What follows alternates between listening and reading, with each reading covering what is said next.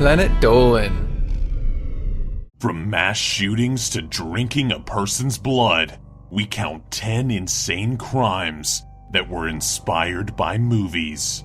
Hello there, my name is Nixium, Lord of the Dead, and today I will be reading the words on this here piece of paper for your enjoyment. Number 10, Halloween. In 2007, Rob Zombie remade the John Carpenter-directed horror classic, Halloween. Little did Zombie know that his film would inspire a double murder. Jake Evans, a 17-year-old, shot his sister and mother to death in their home after watching Zombie's remake 3 times in 1 week. While he watched the movie, Evans noticed how little remorse young Michael Myers felt after killing people with such ease. One night, he grabbed his grandfather's stolen gun after deciding against using a knife as he didn't want them to feel anything. After shooting his sister and then his mother, Evans was deeply disturbed at what he had done, and he called the police. After the police arrested Evans, he wrote a disturbing 4-page confession of his crimes. Number 9, Saw. Prank phone calls were never a part of Jigsaw's game in the Saw series, but 2 teenage girls in Tennessee didn't seem to care when they called Beverly Dixon. Dixon received a message on her cell phone that started out with the series trademark question, "I want to play a game." Then went on to say that one of her friends was trapped inside the house with a key and she had 10 minutes to rescue her before a lethal gas would fill her home. The message went on to ask, "Do you want to live or die?" The prank call caused Dixon to suffer a stroke, but thankfully she did recover. The girls were charged with phone harassment, and Dixon continues to have trouble sleeping because of the incident. Number 8, The Lost Boys. During the summer of 1987, The Lost Boys was released that starred Corey Haim and Corey Feldman, who battle vicious, blood-sucking vampires. It turns out that one Minnesota teenager was inspired by the movie. And no, he was not inspired to slay vampires. He was inspired to become one. A year after its release, 4 boys went on a camping trip with 30-year-old Donald Gall. Once at the campsite, a fight broke out which had the 4 teenagers beat and stab Gall to death. Police believe that at least one of the boys constantly talked about vampirism after watching the movie, but decided to take it to another level by drinking some of Gall's blood. Police arrested the boys after a man told them that his friends had killed that man and dumped his body in the Mississippi River. Number 7, Fight Club. Instead of avid fans of the movie starting up fight clubs across the globe, this case deals with another part of the movie. It was the fact that Tyler Durden, played by Brad Pitt, wanted to attack corporate America with a series of bombs at locations of various corporations.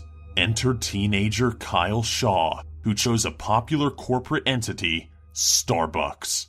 He set up a powerful bomb made from fireworks, a plastic bottle, and electrical tape just outside of a Starbucks in New York City. It exploded, causing the windows of the coffee shop to shatter and destroying a nearby bench. Shaw had planned another bombing elsewhere, but police arrested and charged him with first-degree arson and first-degree possession of a weapon. Shaw's Starbucks bomb wasn't the only bombing in New York City, though. While police originally thought that it was related to the 3 other Fight Me Club-inspired bombings, it appeared that Shaw's bombing had no connection with the others. Number 6, Scream. The killers in the hit horror film Scream took their love of scary movies too far.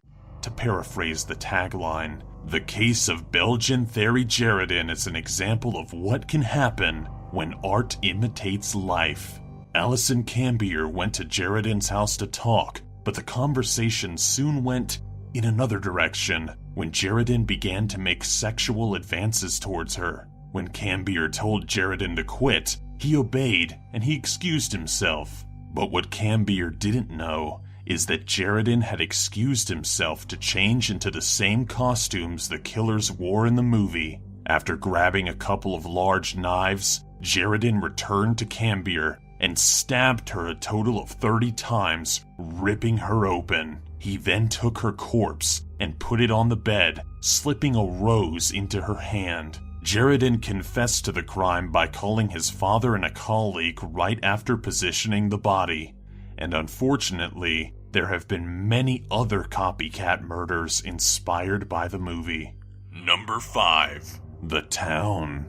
3 robbers in New York had an idea on how to rob a bank, but it wasn't their own idea. The idea came from The Town, a film about a gang of bank robbers who get away by using different disguises.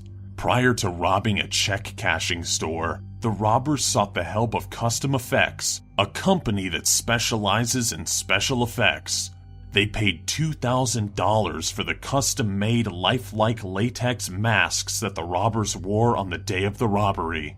The African-American robbers who dressed like white New York police officers made off with $200,000 from the check-cashing store. While the characters in the film dressed like cops for one of their robberies, these particular robbers wanted their races and ethnicities to be secret, hence the high-quality masks. And you know what? They would have gotten away with it too, if one of the robbers hadn't have written a thank you note to the company that had made the masks. Number 4. Backdraft. The 1991 action film starring Kurt Russell, William Baldwin, and Robert De Niro told the story of heroic Chicago firefighters in search for an arsonist. But what Glenn Jones did was far from heroic. While his girlfriend and her family slept in her apartment, Jones set a chair in the living room on fire.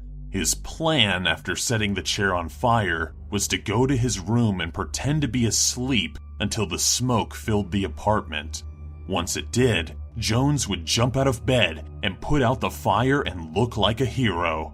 His plan backfired, however, and his family put out the flames before he did and called 911. Jones told the police that he was the one who was responsible, and they arrested him. He pled guilty to second-degree arson. Number 3. The Dark Knight. One night in 2012, 4 years after The Dark Knight had been released, James Holmes entered an Aurora, Colorado movie theater dressed as the Joker during a midnight showing of The Dark Knight Rises. After buying a ticket, he sat in the front row before leaving 20 minutes into the movie. Holmes went to his car and dressed in full tactical gear and gathered his weapons, which included a 12-gauge shotgun, a semi-automatic rifle, and a .40 caliber handgun. He proceeded to deploy gas canisters before firing into the crowded movie theater. 12 people were killed and 70 were injured. Police arrested Holmes at the theater as he stood by his car, and as police were taking him into custody, Holmes stated that he had booby-trapped his apartment with explosives. The next day, a bomb squad went to Holmes's apartment, and luckily, they were able to defuse all the bombs. Number 2. Friday the 13th / A Nightmare on Elm Street.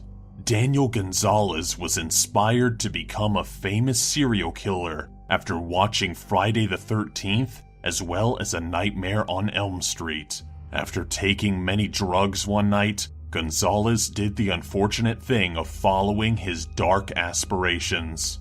Gonzalez began his spree of killings one night in London, killing a total of 4 people by stabbing them to death. While 2 of his victims were able to fight him off, he stabbed a 76-year-old woman while wearing a hockey mask, like the one of Friday the 13th killer, Jason Voorhees. He also killed an elderly couple in their home, as well as a 46-year-old man by stabbing him in the face, neck, and torso. Police arrested Gonzalez after someone saw him wandering around while naked and covered in blood.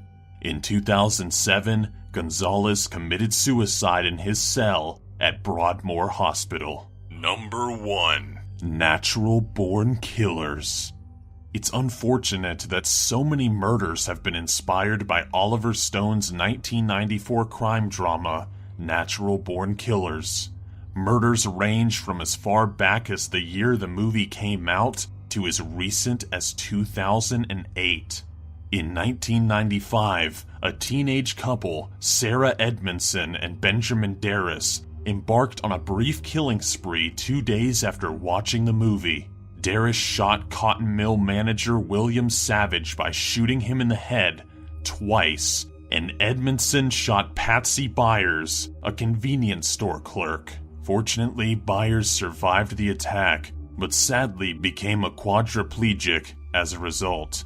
In 1999, Columbine high school shooters Eric Harris and Dylan Klebold were such hardcore fans of the movie that their code was NBK.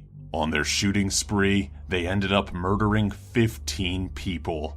The most recent case, in 2008, dealt with teenage couple Eric Talvalaers and Lauren Aljabori, who stopped watching the movie halfway through. While lying in bed and talking, Tavalaers suddenly strangled Aljabori to death. He later told police that he couldn't believe what he had done. Hopefully there won't be any more crimes inspired by natural-born killers or any other movie. So guys, what is something that you have seen in a movie that you've always wanted to do? Let us know in the Reddit page linked below, and you might be featured in a future countdown. It seems I must leave you now, mortals, but don't worry.